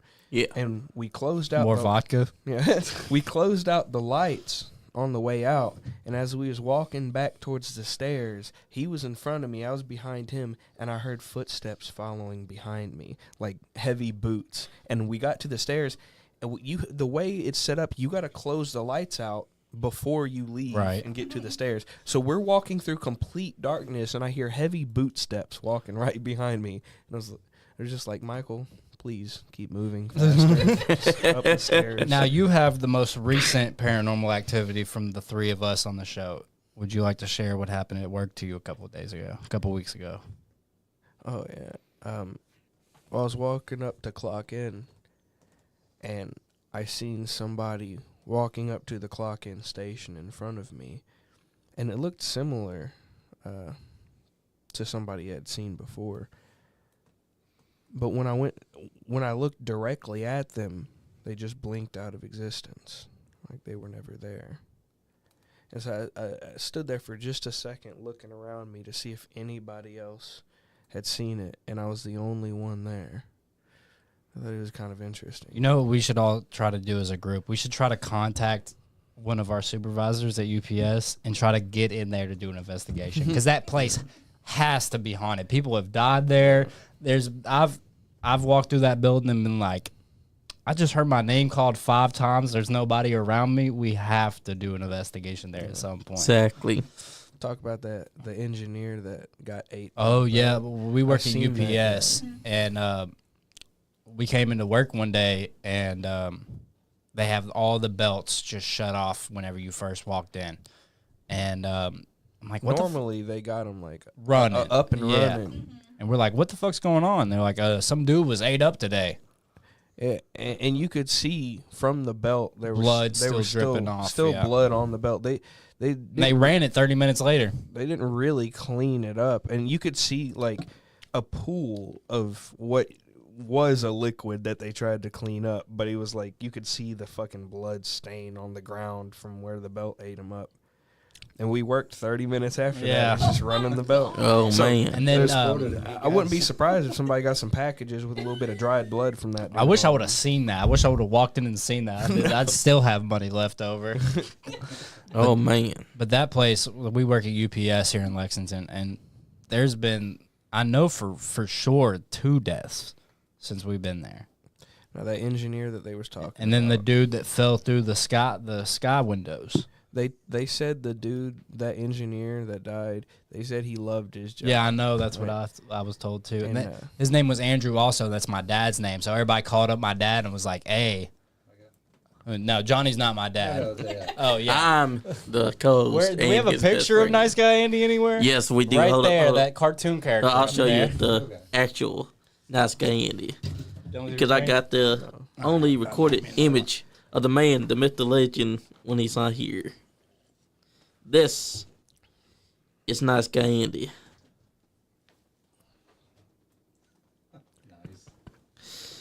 But that guy had the name Andrew, so everyone thought that he was that Andrew that fell and died.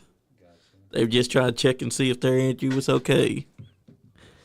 Yeah, I remember I was working one day, and in between the area that we worked, there's a box where the engineers would go to shut off the belt or do whatever electric things they need to do.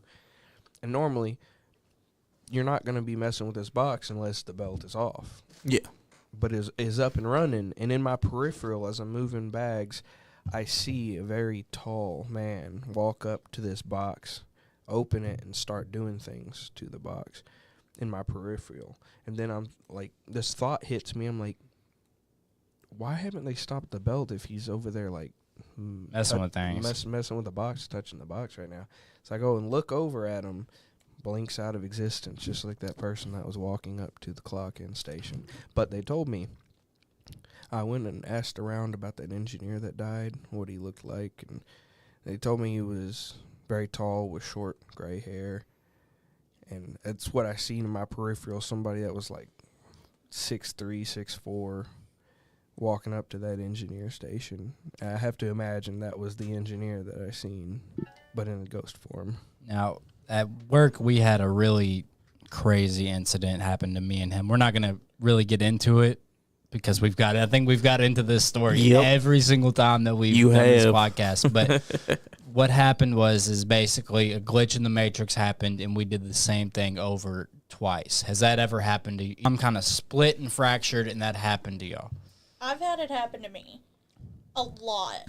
But yeah, so I was at work, and I had already done all my stuff. I knew I had done it, and then I did it again. I was like, I feel like I just did this, like, and where I'm at, it wasn't like a repetitive thing, because I worked at Gaddy's Pizza.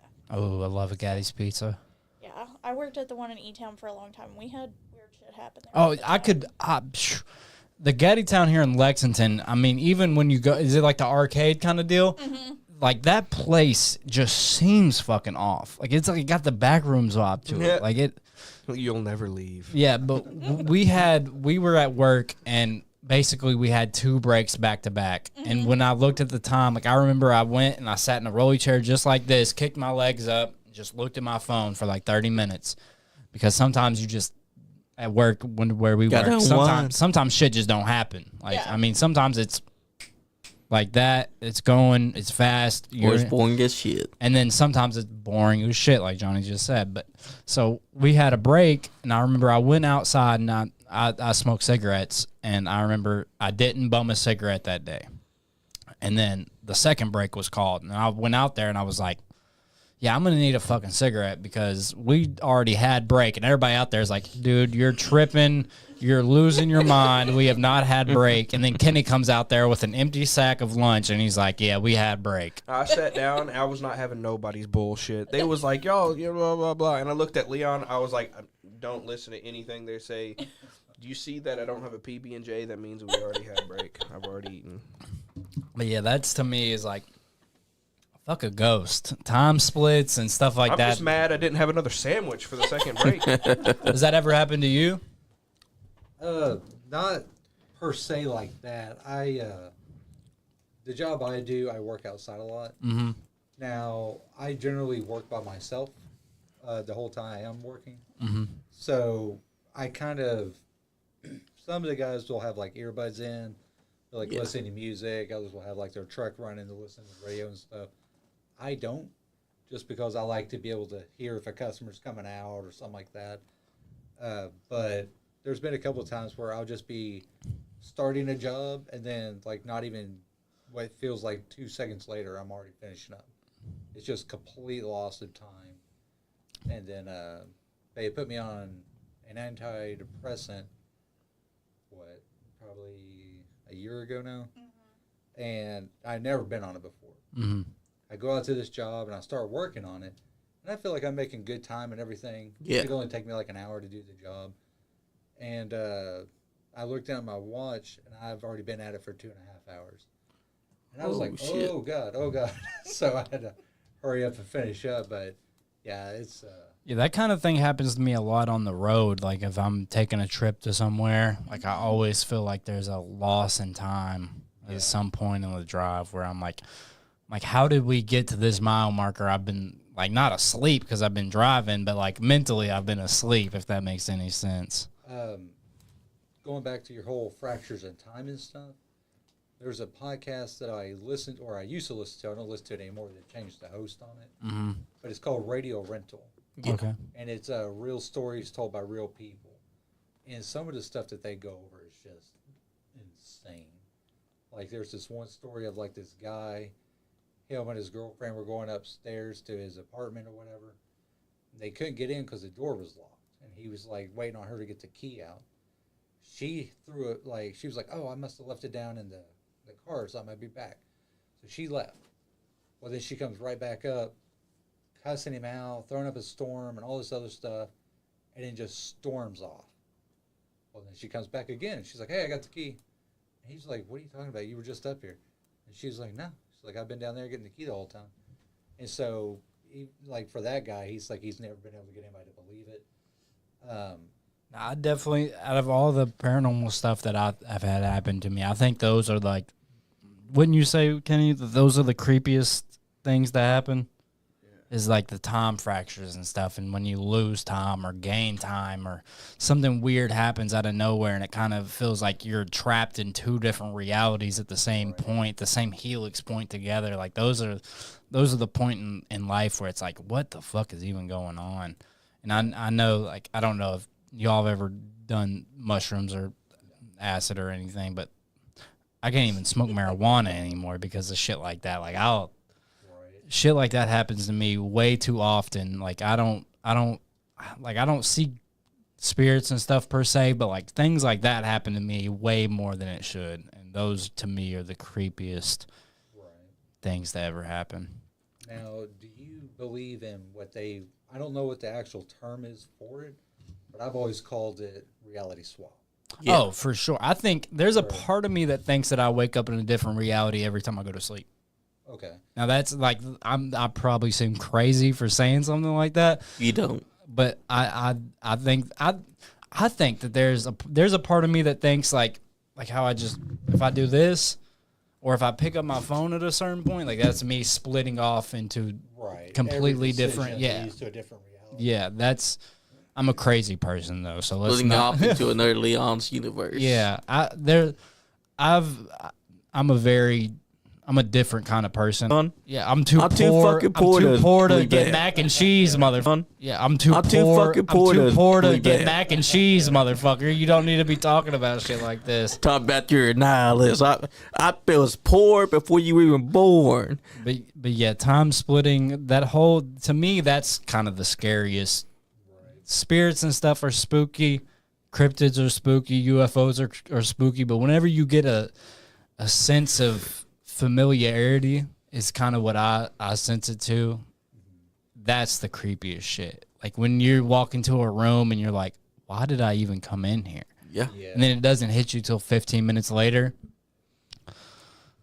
It's like an out-of-body experience. Yeah, have y'all ever had anything like that happen? I've never had maybe once after a dentist appointment when I was really young. That was the only time I ever had an out-of-body experience. Have y'all ever had an out-of-body experience? I can't say I ever have. It's never happened to me. Miss Paranormal over here has had everything happen to her, so... I can't say I've had that happen. The only time I've ever had that happen to me is, like I said, was after a dentist appointment. I could see myself walking into my room and laying my head on the bed and being like, ah!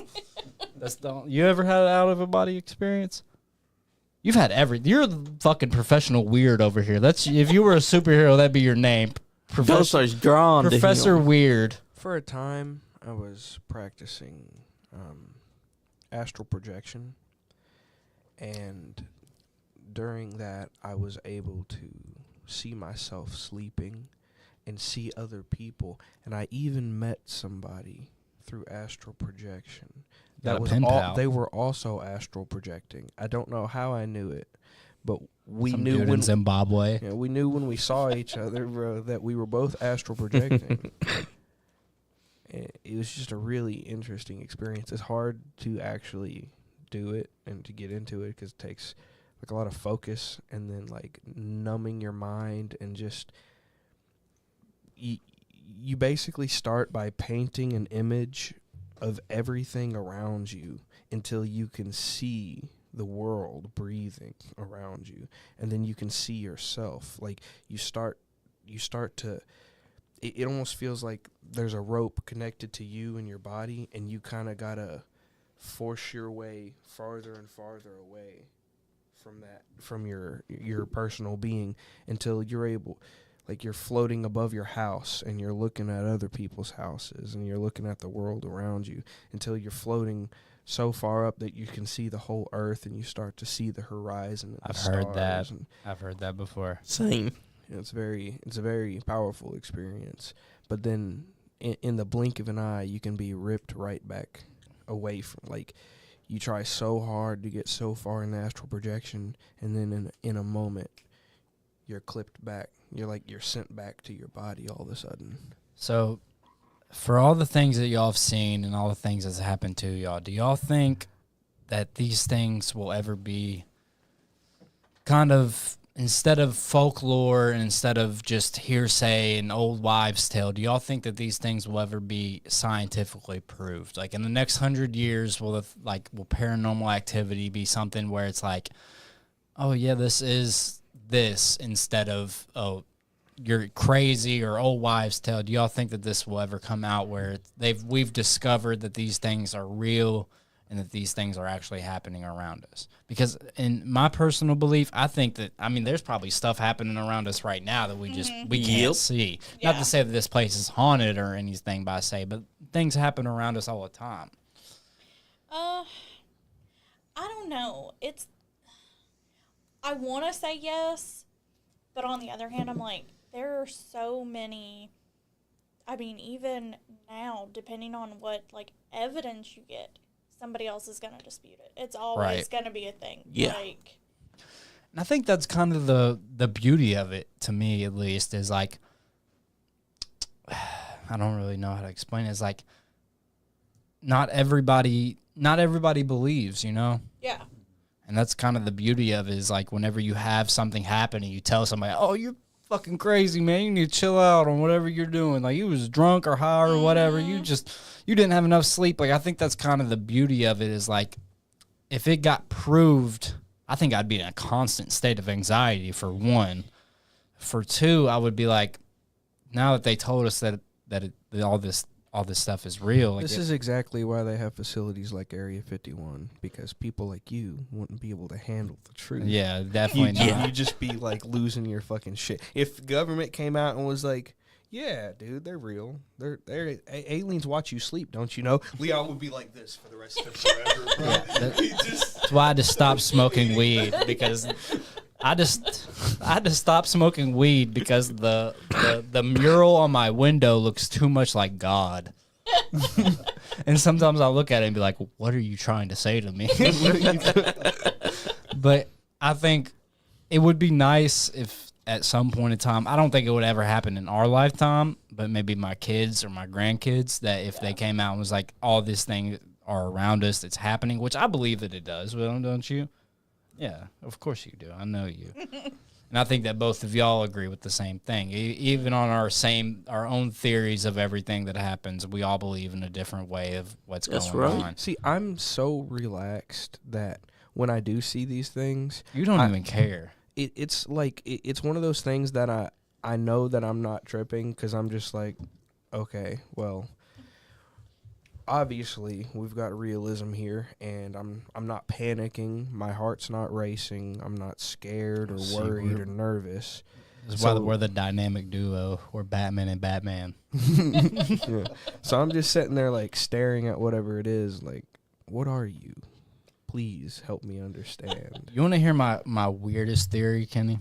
And to y'all too. Yeah. I think I'm probably going to sound nuts for saying this, but I think whatever the human mind creates is made in a parallel dimension. Like, I think that Star Wars exists. That's an interesting I think that theory. Batman exists. I think that all the, like, whatever the human mind can create happens in a different existence. There's a theory that our brain power has a lot more to do with creating the reality around us than everyone would assume. Like, they say that there's only ever recorded evidence of using 11% of our brain, but that's because we do not have the technology to be able to understand or see the other percentage of the brain that we're using, which is creating a type of reality around us. Now, you can do things like, for me, I try and push positivity out and put I positivity. do the into same world. thing. I don't know if y'all do that also, but So- I pray every night that I wake up in a world that's better than the day that I went to sleep in. Yeah, I feel like there's powers at play that want both. There's both good powers and bad powers at play, and it just decides what side of the coin that some people are routing for. Like some people, for whatever reason, they have a negative outtake on life, Yeah. and they just want to try and drag other people down with them, or they just push out this negative energy, and you can sense that off of a person. When you walk into a room, you don't even have to speak to them. I can feel an aura coming off of people. Feel the negative, energy. positive, neutral, whatever it may be. And that's another part of the brain that I think they don't have the technology to record. Like you can just the senses that you can tell from people in certain like ways that you can communicate with someone without actually speaking to them. Right. Has there ever been a place that y'all have walked into investigating where y'all have been like, nope, we're not doing this? There's been one place that I walked into, and it was super negative. I still went ahead and did this investigation. You're braver than most. You're braver than Most would be like, Yeah, 'cause nope, I I'm out feel of like this the bit. last guest that we had in, they were an investigation team. I'm pretty sure that they said that if they walk into the place, that they will not touch it if it feels like Yeah. that. No, there's everywhere we've gone. I feel like there's a mix of both. Yeah, we still go through with it because I'm like, one, most of the time I'm paying to be there, so I'm like, I'm not wasting my money. I'm gonna investigate. Yeah. Like, Y'all ever heard of Lock 7? No. Lock 7 on the Kentucky River. It's a dam. We've been looking for he has these stories that are beyond my comprehension, but we've been looking for a team to go investigate this place. It's called Okay. Lock 7. And he's had a bunch of shit happen there, and there's rituals that's been happening there. We need a team to go down there with us. At some point, would y'all like to accompany us to go down to this place? Sure. It's on the Kentucky River. There's a bunch of, he said, rituals. He said Native American shit that's happened there. He's had his And own experiences there. It's a 10-minute drive from my house. Yeah. It's right down the road.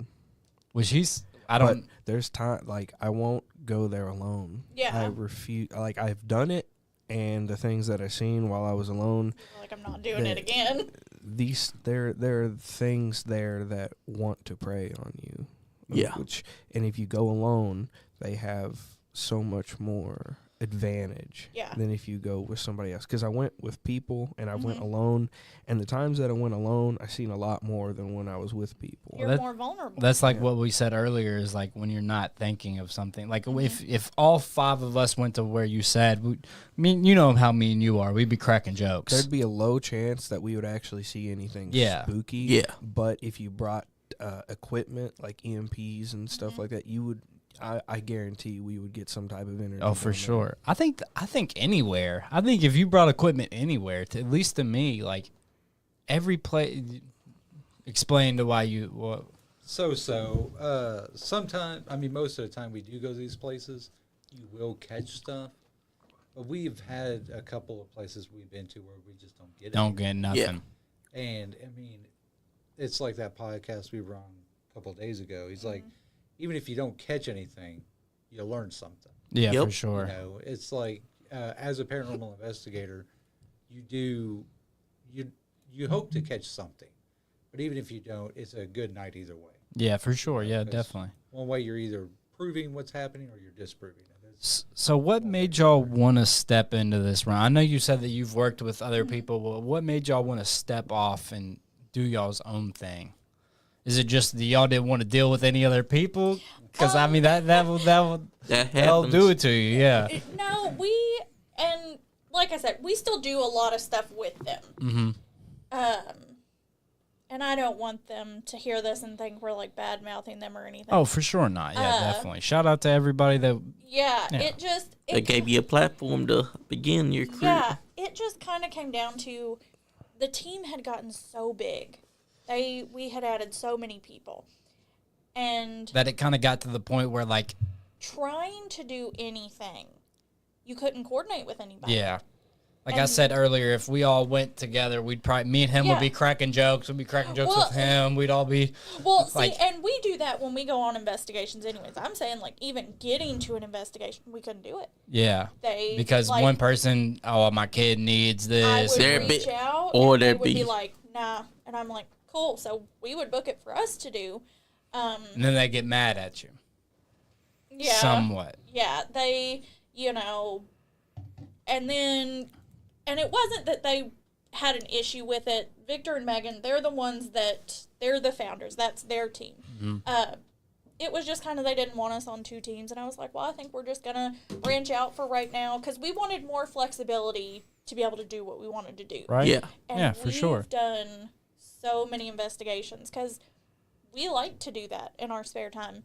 I think smaller teams are better for investigations. Yes, they are. If you roll up with 12 people, the ghosts are going to be like, They're scared of you. I think with that. it's kind of like how, like, whenever you're young and you go camping and they're more scared of you than you Yeah. are of them. I Yep. think it Yeah. equates to something like that. Well, and when we would all go together, because it had been a while since we hung out, then everyone wants to just make it a hangout kind of Yeah. thing. So, Like, who's bringing the beers? yeah, exactly. And there would be at least one person that could be like a meatloaf, Hey. like how you saw the episode of Ghost Adventure where he Yeah, throws his device and he's Listen, like, if I've learned, "Oh, something pulled out of my hands," but it's not. yeah. if I learned anything from horror movies, wherever you bring the alcohol and whatever else is where the ghosts are gonna be. So, They're gonna show up to the party when regardless. we went to Brushy Mountain, they make moonshine there. They Nice. have a barbecue Yeah. restaurant and moonshine. I had never had moonshine before, and they do like a tasting, and I was like, "This is great! 5 shots for $25." I was not taking into account. And you drink, but he doesn't? my Or Yeah. does he? No, he doesn't drink. You don't drink at all? No. 5 shots will put you.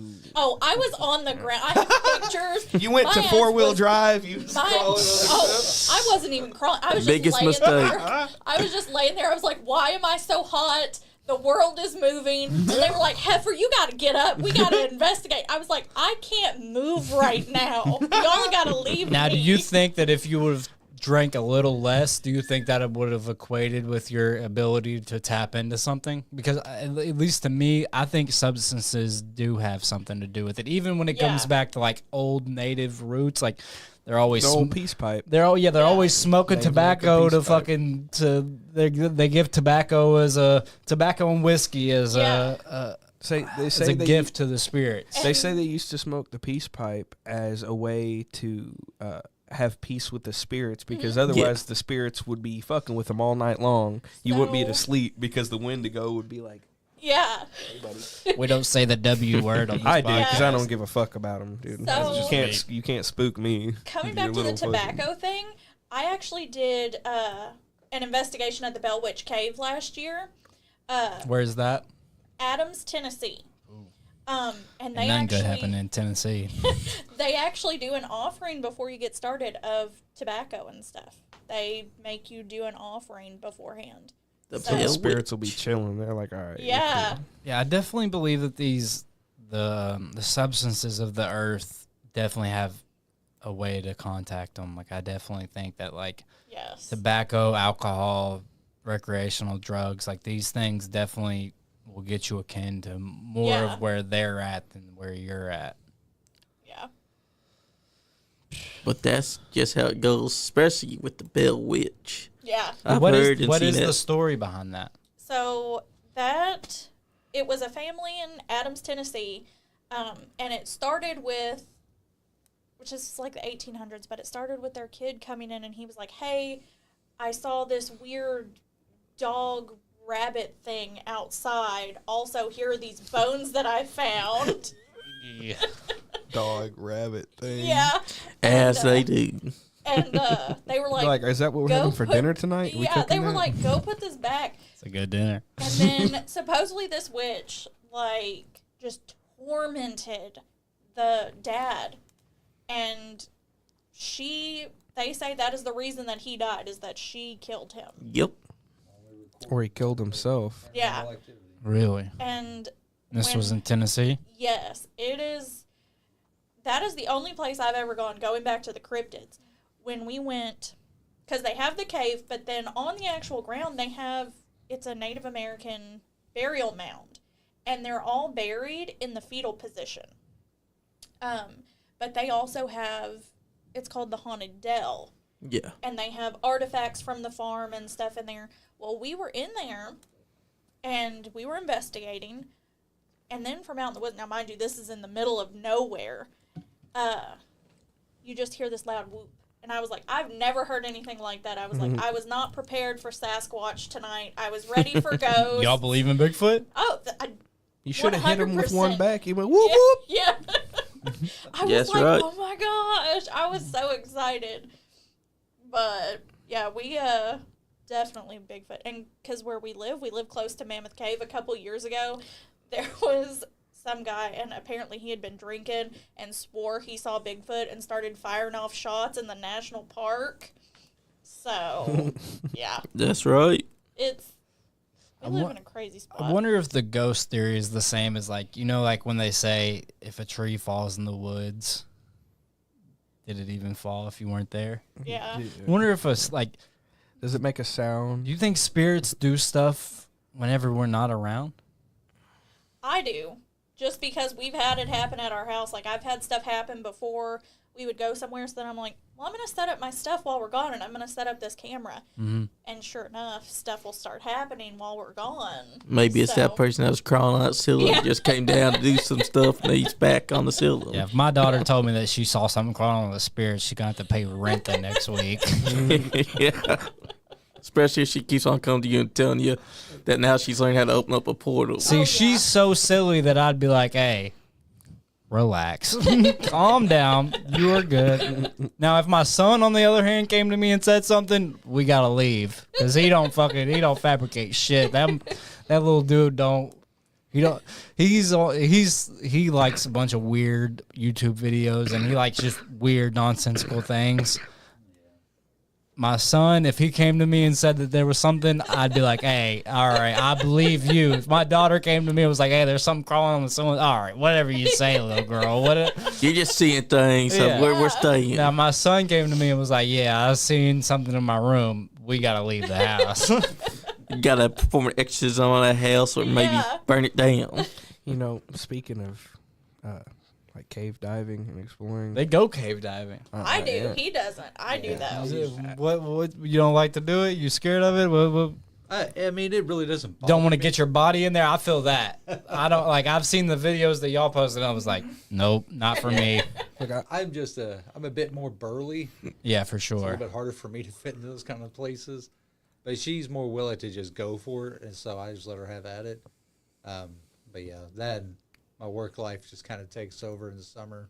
It's a little bit harder for me to take off to go do that kind of stuff. But yeah, I'm a little claustrophobic. Yeah, so. same. But besides that experience I had at Lock 7 where I seen the Wendigo peek out of the cave and watch me and my friend. There's a cave? Now I'm Yeah, I'm it's- definitely down. It's caved in, though. You can't go very far back. Because I still want to check this out. they, Now u- I'm definitely down. Yeah, we've been talking about doing this for a long time. they used to explore in the cave until a couple people died, and then the county Yeah. artificially blew it up, so Yeah. you can't. It's caved in now, so Well, you can't go and- too far back. But it's enough that something peeked around the corner and watched us, and the only way I could describe it is about 6.5 foot tall skeleton of a wolf deer looking creature, and it had these glowing red eyes inside the skull of a deer, like antlers on the head, and it peeked out at us. And my buddy immediately was freaking out. He was like, we gotta go. And I was like, by the time I put this in reverse, it could just be on the hood of the car. Yeah. Well, and they say, like, caves, because a lot of them are built out of limestone and stuff, Oh, that is a good thing for energy. well, they say That's- limestone in general yeah. because, like, I know we have a buddy that we play Xbox with up in Mm-hmm. Maine. Y'all play video games? Xbox or PlayStation? Xbox. Okay, we got to exchange gamer tags before we leave. But he lives in Maine is a very limestone rich place. They say that limestone is very, like, any place that has limestone is gonna be very paranormal. that have a lot of activity. Yeah. That's right. Oh, go ahead. No, he's just said that's Oh. right. I said that's right. Yeah, no, because you figure, like I said, Mammoth Cave, a lot of stuff. They did like a whole show a couple years ago. It was called Hell Year. Mm-hmm. And there are people down there that believe that there are things that come out of the cave. Yeah, this is why I Yeah. don't want to go exploring in the cave, because I seen that thing peek out and I was Mm-hmm. like, no, buddy, that's not. If I was like a mile underground and crawling through these little passageways and I knew that there was like only one way back and I seen that thing just peek around the corner like, hey, buddy. They just want I'd to be like, eat you. wrap it up. Well, there's been stories of people investigating caves, not for paranormal, but Yeah. just for like what you do, where you just go, let's say, fucking just go in there. Of people hearing something like, "Hey, over this way, this Yeah. way. This is where we need to go." Absolutely not. And then it just it Absolutely draws you not. deeper into the cave. I don't know if it's like some sort of siren sound or Well, you also got to watch, though, because when you go underground, and you're in a cave, so there's water dripping, and your brain will just start to make stuff up because Yeah. you're in pure darkness. So That's your right. brain just starts to make stuff up as it goes, too. I think a place around here for y'all to investigate is the whole entire, like, at least this north side of Lexington. Mm-hmm. Underneath most of the streets is tunnels. I've heard that about Somerset, too. On Loudon, which is like right over by my house, there's tunnels all around that connect. I don't know if they were for like underground railroad things or for what they were used for, but sometimes when you drive through the city, if it's really rainy or cold, you can see the steam coming from the sewers of where the caves are. Yeah. So, and then there's entrances that, like, if you drive down Russell Cave, you can find. I've never been there, but Yeah. from what I've understood from living here, as long as I've been here Yeah. my whole life. Have you ever experienced a siren call? No. Something calling out to you to come investigate? I've definitely had some. I remember I when don't think so. I was like, I know I've said too much acid this whole entire podcast. Yeah. But I remember one time, me and my buddy, we were at like the end of our trip, and we'd been tripping for like 6 or 7 hours, and we're standing on the side porch of my mom's house, and we're smoking a cigarette, and off in the distance, we're talking. We're not really paying attention to much because we're at the end of our trip, and we're just chatting it up, and we hear what sounds like a twig snap, and then we just see all the birds that were in the trees just got up, and I looked at him. I said, "We need to go the fucking inside." So like I haven't had like a siren call like from what you've said of like where it's somebody directly calling you, but like I equate that to the same kind of deal where it's something calling you to come that way indirectly, if that makes any sense. Have y'all ever had a banshee call out at you? I have. When I was younger at my grandma's house, it was for the 4th of July. We thought that we were hearing fireworks, but this did not sound like a firework. This sounded like a full-on banshee scream right over the house. And we were looking around, no firework, no nothing. All you could see was nothingness after that scream. I will say something similar that happened to me when me and my girlfriend that I'm with now, she was pregnant and we just moved into our own place. We had went to Kroger and to get groceries because we was on EBT or whatever, and we was getting a bunch of groceries because we just moved in. And we came back and the door was open. So we was like, I'm very dumb fuck, and I leave shit open or I don't close stuff, and I'm very bad at stuff like that. So when that happens, I just equate it to, I did that myself. Yeah. Like that wasn't nothing but malevolent. God, I can't speak today, Kenny. What's going on? But I didn't equate it to anything malevolent. But we was taking the groceries inside, and we just heard a woman scream at the top of her lungs, and somebody had died on like right in front of our like our driveways right here. Somebody had died like right next to it due to gun violence, and a woman that my mom knew, she died in that house. That's why we got it for so cheap. Yeah. And we heard just a woman scream, and we just closed the fucking door, packed the groceries inside. So I will say that I have probably had a banshee experience happen. I don't know if it was exactly that, but it was something very similar to that. Yeah. It seems like it. I've had some eerie experiences late at night while gaming on Xbox. And one that always comes back to mind is a night at you gotta preheat that, buddy. You gotta preheat. Oh, There it goes. Gotta hit the vape beforehand. That's right. I make another drink. On our last, I think we got 20 minutes until we call off. Yep. So, sitting there playing some Xbox on the party chat with some people, and I hear a knock at my window. I take one of my earphones out as I'm hearing this knock, knock, knock, knock, knock, knock. And I was thinking to myself, I was like, no, there's nobody knocking on my window. It's got to be like something with the house, or like somebody upstairs is like fucking knocking on the wall or something happening, right? So I'm ready to just let that go. I'm like, I'm not investigating that for not even a second. I'm getting ready to put my headphone back over my ear when I hear an ear-splitting scream, that of a woman, just blood-curdling. In the distance, you can tell the distance of where someone's screaming. Just, it sounded like somebody had their nose against the glass of my window and was just screaming right into the glass. Like, the hair on the back of my neck stood up, and I got goosebumps run down my arms. And it was like, thinking logically, I have an 8-foot tall privacy fence and barbed wire. Why in the hell would anybody be in my backyard? Yeah, I'm sure. Like, you could have just fucking knocked on the door like a normal person. Instead of screaming at my window. I've only been in your house once, and I didn't even come inside. That means that you found out how to scream like a woman. Yeah, this screaming went on for like 30 seconds. And I was asking people in my party, I'm like, are you hearing this shit on my mic? I remember this. Are you hearing this on my mic? And somebody said, yeah, I hear something on your fucking mic in the background. I was like, yeah, that's somebody screaming outside my house right now like they're dying.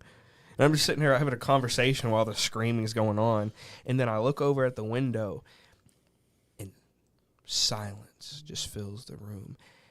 And this is the type of silence that was so unnerving. And I had this want to look out the window, but I could feel that something was going to be staring right back at me, just waiting for me to investigate. And that night, I did not go outside and investigate shit. Now, you said that you were a gamer, you play Xbox. Have you ever had anything, because I know that we've talked about this beforehand, any crazy glitches in game or anything happened to you while you were in the game? To where you were like, this is not supposed to happen. I can't say anything that's happened in the game other than the game is just not patched properly. See, I remember because we were Xbox 360 and PS3 and PS2 and even beforehand Nintendo 64 kind of gamers. For me, shit would happen where like the game would literally just lock in on a person's face and it would be like saying words, but it wouldn't be doing anything. That happened to me so much as a kid to where I'd be like, okay, my parents are asleep, time to turn off the game, go to bed. Anything like that. Anything just weird happening while gaming. Nothing, like I said, in the game, but I have had on several occasions where I'll be sitting there playing a game, and where the recliner is in our living room, you can see into the kitchen. Mm-hmm. And right there in the doorway of the kitchen is like a pantry. And there's been a couple of times where I have seen, like, just out of the corner of my eye, because TV's over here, and then the doorway to the actual kitchen's over here. So while I'm looking at this TV, I've seen what looks like just a black just circle or like oval kind of peering out from behind.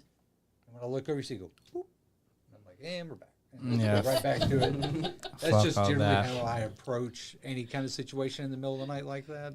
Just don't pay no mind. Yeah, don't pay no mind. I feel that. Now, we got, I think, like, usually we call it quits at 2 hours. So I'm gonna ask y'all, what's y'all's favorite horror movie?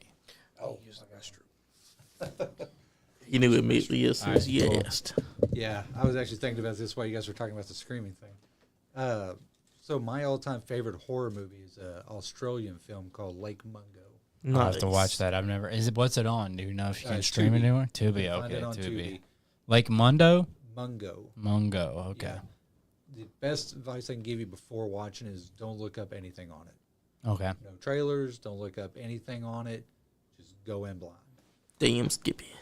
Because if you try to look up anything on it, there's several major beats throughout the movie that it will spoil, and it's just best if you go in completely blind on it. Okay. I'll definitely look that up.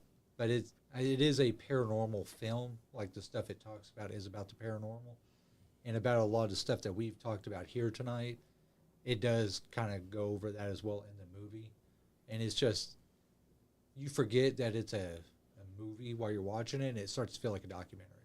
Is it I forget the word for it, where it's like a found film. yeah, found film. It's like a mockumentary type thing. Yeah. Oh, okay. But they use actors and stuff that have never acted in any movies prior to that and stuff like that. So it feels very realistic. And it's just, to me, that's still been the scariest movie I've ever seen. I've seen it more than once now, and every time I do, it makes me afraid to go to, like, from the couch to the bedroom in the middle of the night. Just because of the last couple of shots in it, you're just like, yeah, that's okay with me. All right, now what's yours? I don't watch horror movies. You don't watch horror Oh, movies? no. What? I've watched a couple. Like Ghostbusters? That's your favorite horror movie? I don't even like. I've seen that one, but I'm too scared to watch horror movies.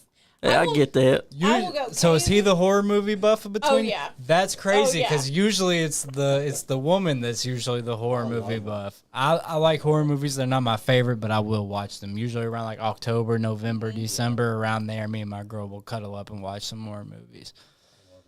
Yeah, he definitely is the one that watches those. I'm too scared. I don't like anything with jump scares. Yeah. So Now, And there is a lot of them like yeah. that. now before we get off here, we just want to know what's going on with y'all in the future. What do y'all want to accomplish?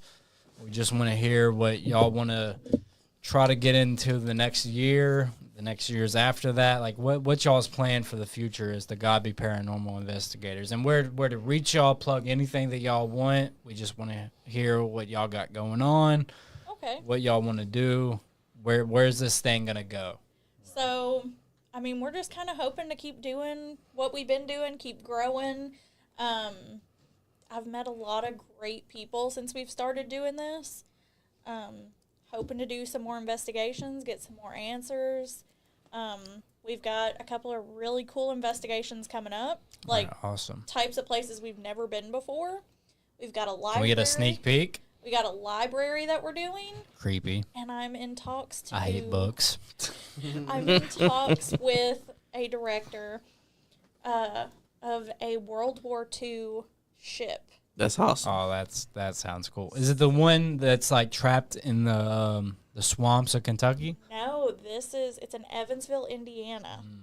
We're in talks with them right now. Some good pizza down there. Yeah, we're hoping to get in there.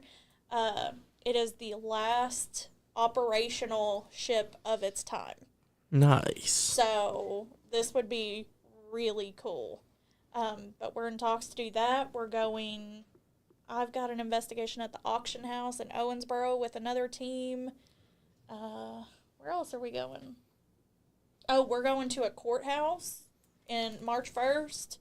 And then we're going to, it's called the Spirits of Merrim. I had never heard of it before, but we found it on Facebook. And we actually just got in. They quit booking paranormal Nice. investigations. But yeah, so those are a couple of things that we've got going on. As far as our social media, we're on Facebook at Godbey Paranormal. We're on TikTok, Godbey Paranormal. I post a lot of random stuff on TikTok, like creepy facts, missing persons, true crime, stuff like that. So Awesome. Hell yeah. Yeah, we'll definitely have to get together and go down to Lock 7 like we've been saying. yes, He has this place.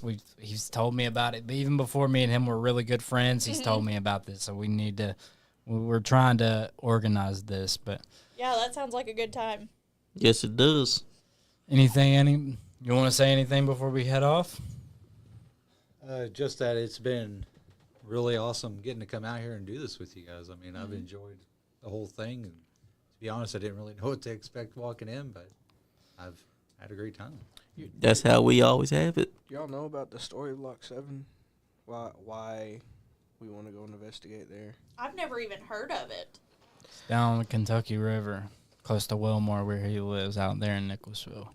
An old friend of mine had told me an experience he had had down there, and of course I'm very skeptical. I don't like to believe people when they tell me certain things, so I definitely didn't believe him when he told me. I was like, I'll investigate myself. Yeah. But he told me that when he was a young boy, that he lived down in that area, and he would walk down to where Lock 7 is at. And one night when he walked down there, he caught some people doing a ritual. They were doing some type of black magic ritual in the little outbuilding where the groundskeeper used to stay. And I especially didn't believe this part, but he told me that, of course, he ran as far and as fast as he could to get away from them, but come to find out that 2 girls were drowned in the river. He said that those people down there doing the ritual were the ones who sacrificed them in the river. And I was like, very skeptical on believing that for the black magic ritual, sure, but then actually going through and sacrificing 2 people by drowning them in a river, and then that not being like investigated by the police or anything like that seems kind of out there, right? And I went down there a couple of times with him, and we seen some very interesting things. But what I seen when I went down there alone was the most damning evidence of all. I'd walked down to the riverside, and I was standing on the beach. There's a nice little sandy beach next to the riverside, and I'm just sitting there enjoying the night.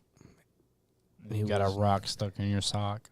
It was a very calm night, but then this eerie quietness started to fill the area. Not a bird, not a grasshopper, nothing made noise. And as this silence began to fill the area, there was this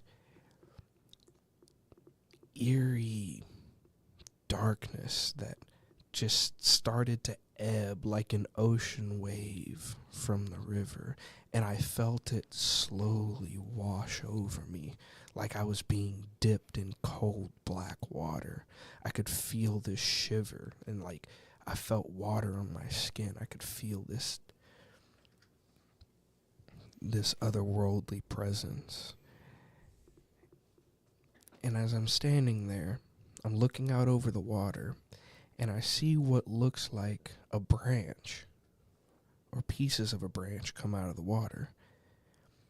And I'm expecting that the branch would float down the river, but it doesn't. The branch stays in place. So I'm thinking, well, maybe the branch is like stuck deep in the mud, and the current's just keeping it up. But as I'm circulating these thoughts very quickly, the branch turns into 2 branches, and then 3 and 4. And I'm like, well, this is weird. That's when I notice they're not branches.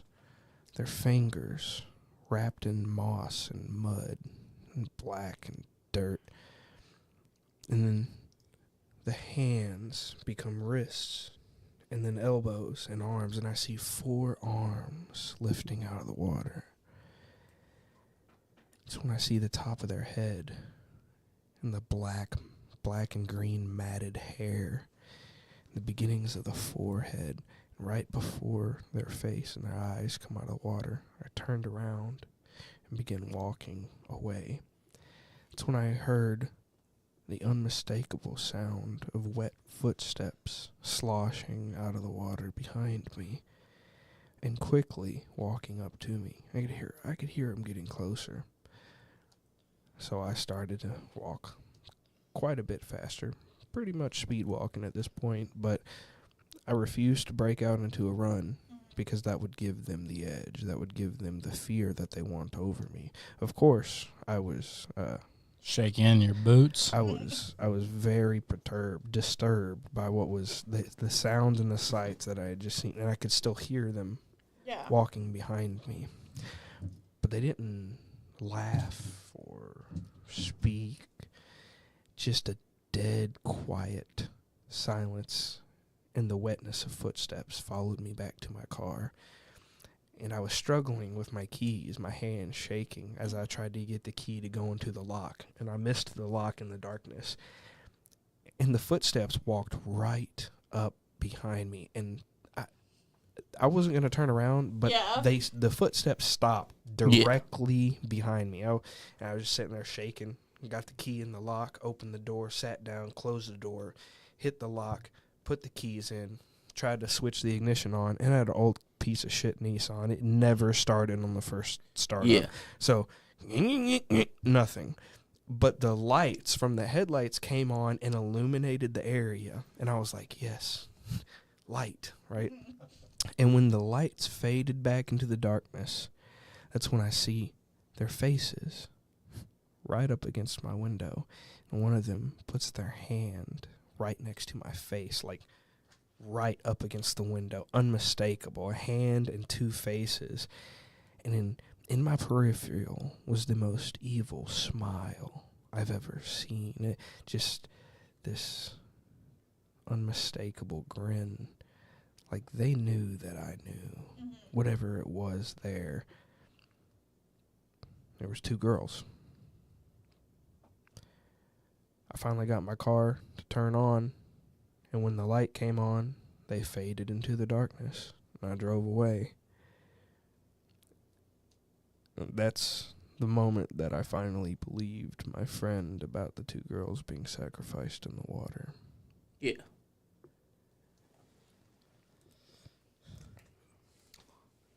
We're definitely going to have to investigate we gotta that. go down there. Gotta go down there. But we're at that 2-hour mark. Y'all, I want y'all to plug whatever y'all want to plug, and then we'll give our send-offs. Okay. Like I said a little bit ago, we're on Facebook. You can find us at Godbey Paranormal. And we're on TikTok. Same name, Godbey Paranormal. Nice. Guys, You want to say anything? I don't really have any social medias. The only thing I have I'm in is charge. the only thing I do is I just kind of read it occasionally. But yeah. She's the boss of the operation. Yep.